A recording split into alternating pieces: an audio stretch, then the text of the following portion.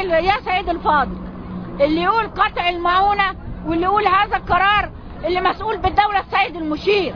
ما ينفعش حضرتك أي رمز في الدولة سيان إسلامي أو غير إسلامي أو غير إسلامي إن هو يقرر يقطع علاقات بين أمريكا وبين مصر.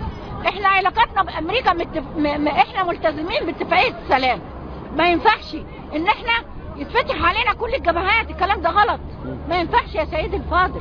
اللي يقول الكلام ده السيد المشير، هو أدرى بالوضع. لكن كتر خير الشيخ محمد حسان وربنا يكرمه ان هو قال مبادرة. ممكن المبادرة الجميلة دي تبقى لايه؟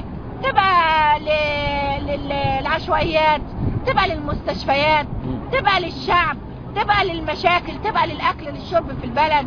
لكن حتة ان اي رمز يتدخل في السياسة ما ينفعش. تتدخل في السياسة في الحدود، لكن ما تقولش قرار انك تقطع وتعمل مشكلة بين دولة ودولة. هذا كلام مرفوض.